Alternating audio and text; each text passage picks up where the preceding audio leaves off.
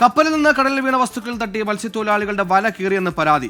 തോപ്പുംപടയിൽ നിന്ന് മീൻപിടുത്തത്തിന് പോയ തൊഴിലാളികളുടെ വലയാണ് കീറിയത്. വലയിൽ വസ്തുക്കൾ കുടുങ്ങിക്കിടക്കുന്നതിന്റെ ദൃശ്യങ്ങൾ 24 ലഭിച്ചു.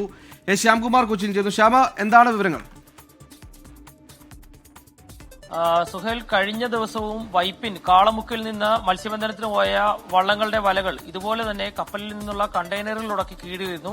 അന്നും ലക്ഷങ്ങളുടെ നഷ്ടമാണ് മത്സ്യത്തൊഴിലാളികൾക്കുണ്ടായത്. സമാന സ്ഥിതിയാണ് തോപ്പുംപടിയിൽ നിന്ന് മത്സ്യബന്ധനത്തിന് പോയ മത്സ്യത്തൊഴിലാളികൾക്കുണ്ടായിരിക്കുന്നത്. പുതിയ വലയാണ്, 30 ലക്ഷം രൂപയിലേറെ വിലയുള്ള വലയാണ്. ആ വലയിലാണ് കപ്പലിൽ നിന്നും പുറത്തേക്ക് വന്ന വസ്തുക്കൾ ഉടക്കിക്കിടക്കുന്ന ദൃശ്യങ്ങൾ തന്നെ പുറത്തു വരുന്നത്. ഇത് മാറ്റുന്നതിനിടയിലാണ് ഈ വല കീറിയിരിക്കുന്നത്.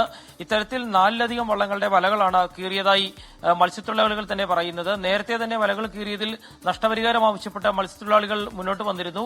അത് ലഭിക്കാതിരിക്കുന്ന സാഹചര്യത്തിലാണ് കൂടുതൽ വള്ളങ്ങളുടെ വലകൾ കീറുന്ന സാഹചര്യം ഉണ്ടായിരിക്കുന്നത്. ധനം അപകടത്തിൽപ്പെടുന്ന കപ്പലുകൾ നടക്കം വീഴുന്ന സാധനങ്ങളൊക്കെ കടയിൽ എവിടേക്ക് ഒഴുകി നടക്കുന്നു. ഇത് മത്സ്യത്തൊഴിലാളികൾക്ക് തന്നെ പലതരത്തിൽ ഭീഷണിയാകുന്നു. ശ്യാമാണ് വിവരങ്ങൾ നൽകിയത്.